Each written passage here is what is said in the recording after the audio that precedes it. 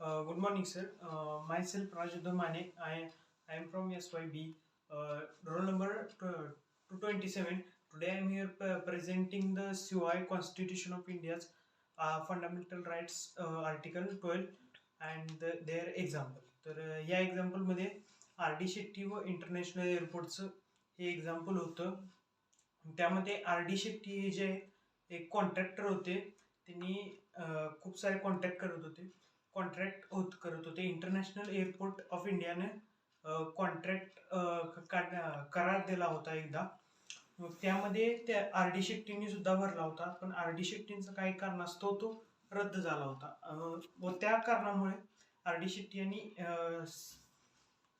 Supreme कोर्टात धाव घेतली होती. त्यामुळे हा केस फाईल झाला होता, supreme R D Shetty versus international airport. यामध्ये महत्त्वाचा क्वेश्चन काय होता की इंटरनॅशनल एअरपोर्टला स्टेट म्हणता येईल का, आणि जर स्टेट म्हणता येत असेल तर यामध्ये कोणत्या प्रकारचं त्यांनी फंडामेंटल राईट्सचं व्हायलेशन केलं आहे का, हे महत्त्वाचा प्रश्न होता.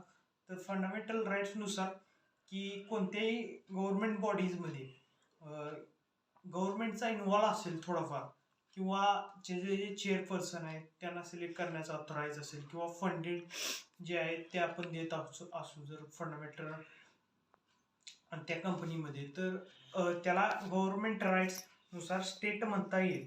आणि अशा गोष्टींमध्ये जो स्टेटचा अधिकार आहे तो प्रत्येकाला फॉलो करावा लागणार, जेणेकरून फंडामेंटल राईट्सचं सामान्य लोकांना कोणतंही उल्लंघन होणार नाही.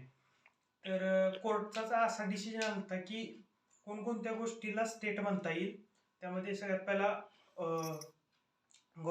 ज्यामध्ये गव्हर्नमेंटचे फंड येतो, दुसरा ज्यामधून चेअरपर्सन सिलेक्ट केला जातो, अशा कंपनीजना किंवा अशा इन्स्टिट्यूटला स्टेट म्हणता येईल. आता त्यानुसार या सगळ्या केसची समरी अशी होती की आर डी शेट्टी यांना जे फंडामेंटल राईट्स व्हायलेशन झालंय ते परत देण्यात आलं. आणि स्टेट हा शब्द आहे, स्टेट कोणत्या ह्याला म्हणायचं ते सांगण्यात आलं.